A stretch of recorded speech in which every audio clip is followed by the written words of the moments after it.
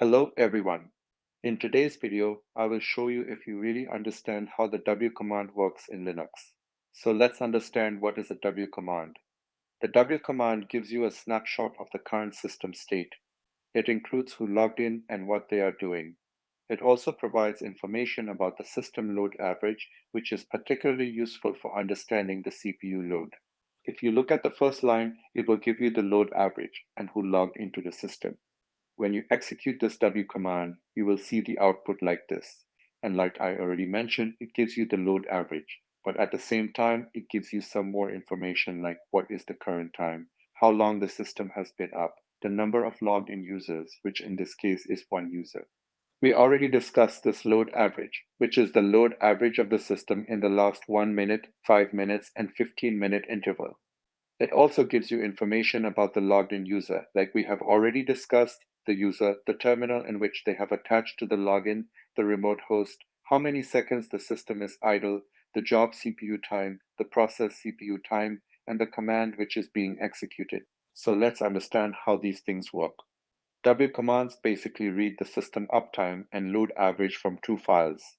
One file is called /proc/uptime, and the second file is called /proc/loadaverage.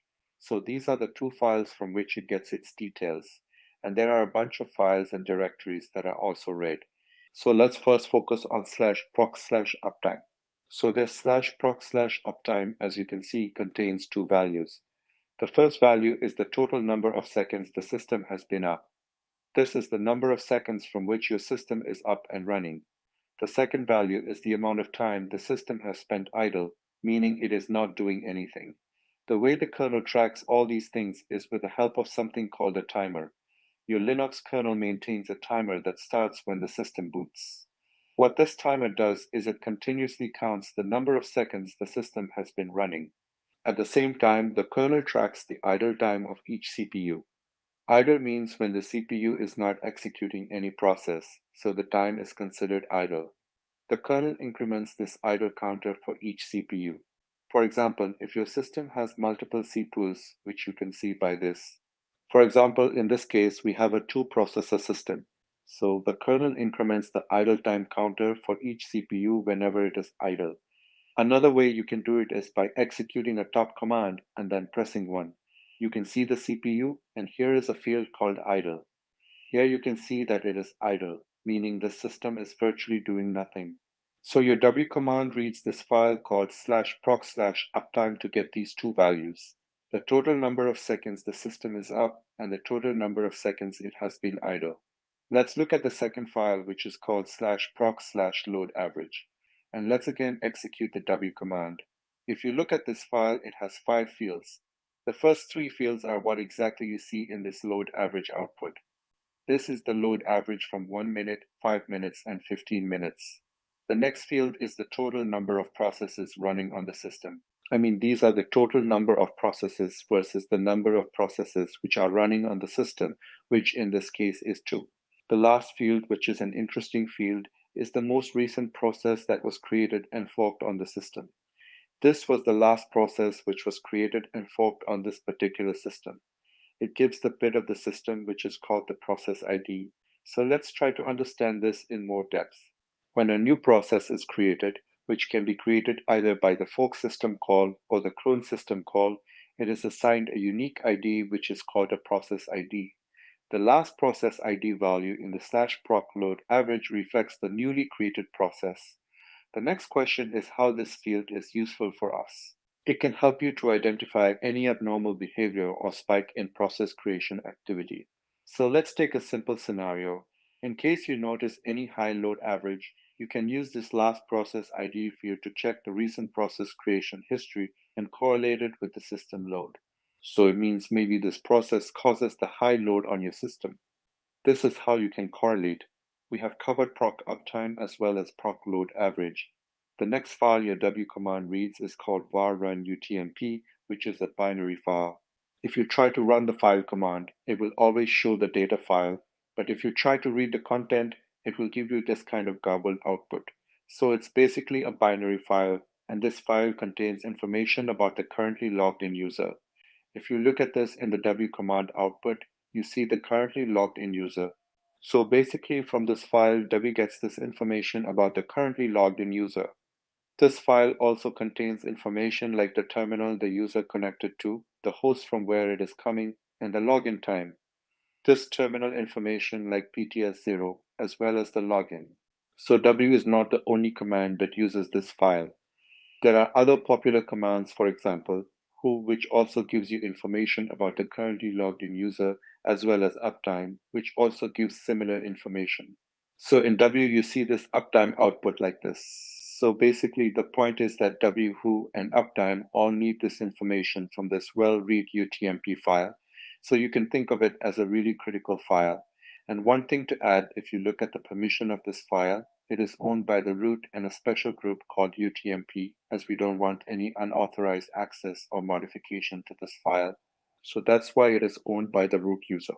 So far, we have covered W getting all the information up till this point from proc load average or proc uptime or from UTMP. Let's look at some other fields. There's one more directory where the W command reads called proc directory, which we all know is a virtual file system. And depending upon the process ID, for example, the one like I mentioned, it reads the stat file within each process directory to gather data about each process's CPU usage and the current state to fill in. For example, if you go back here and you see the fields, for example, JCPU, PCPU, and what. So let's look at one of the processes, for example, proc1 and stat. So let's look at the first field called JCPU. What is the JCPU? JCPU stands for job CPU time. It is the total CPU time used by all the processes attached to the terminal. So for example, if you have a bunch of processes running, it calculates the user mode CPU time, which is the U time, which is present somewhere in this 14th field, as well as the kernel mode CPU time, which is the 15th field. And it sums all these values for all the processes attached to a terminal.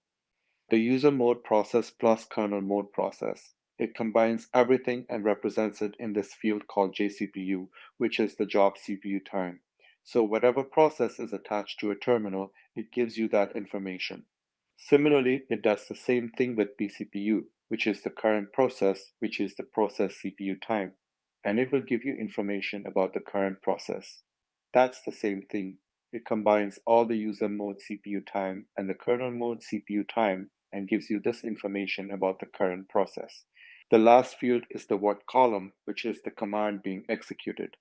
For this purpose, it reads something called the proc cmd line file, and from there, you will get that information. In some cases, if this file cmd line is unavailable, then it will switch back to this proc.bit stat file. So far, we have understood that the W command reads a bunch of these files, assembles all the output, and then displays it on the screen to give this information like this. Let's look at how this happens under the hood. One thing that I think is clear now is that we understand that the W command displays the load average for 1 minute, 5 minutes, and 15 minutes. So how does the kernel do that? Like I mentioned earlier, if you look at this cat proc CPU info, we have already seen that this is a 2 CPU process system. In this case, if we assume that this is a single core, single CPU process, and if our load average is 1, that means the system is fully utilized. But in case this load average is greater than 1, we will say the system is overloaded. In the case of 2 CPUs, if the load average is 2, then we can say the system is fully utilized. But if this load average is greater than 2, we will say your system is kind of overloaded. But let's look at how the kernel calculates this load. We have already spoken about it a little bit, but let's try to understand that the kernel uses something called a sampling process state. So what the kernel does is it periodically samples the state of all processes. It basically does that by looking at which processes are in the running state and which processes are in the waiting state. The waiting state in the sense, for example, this is a 2 CPU system, and at a time, if we try to execute 3 processes, one process will be in the queued state or waiting to be run on the CPU. So if you are still confused, let's try to understand that with a simple example. Let's say you are managing a small factory which has several hundreds of machines, and you periodically walk around and count how many machines are currently in the working state and how many machines are currently waiting for material to start working. So your several machines in this case are kind of processes. Each time you do this, you walk around and count how many are working and how many are waiting for material. You have a tally sheet, which you can think of as a counter, and you keep track of the count of the number of working versus waiting machines. Similarly, the Linux kernel keeps updating its tally, which we spoke about as the counter to know how busy the CPU is at a given time. If you're interested in the formula, it uses something called exponential decay. The load average is calculated using exponential decay, which uses recent samples and gives more weight to recent activity and less importance to older activity. So what do I mean by that? Think of it like this. To find out how busy the CPU is right now, LT is the formula it uses to find out the number of processes waiting to be executed or waiting to run. If you want to find out how busy the CPU is at this moment, the formula is LT. This formula combines these two pieces of information, the number of processes waiting and how busy the CPU is. E is the constant, which is like 2718, which gives more weight to recent samples like we have already discussed. It's a high-level overview of how this works under the hood. Finally, to sum it up, combining all these files like proc uptime, proc load average, UTMP, proc bitstat, and also proc cmd line, the W command produces the final output.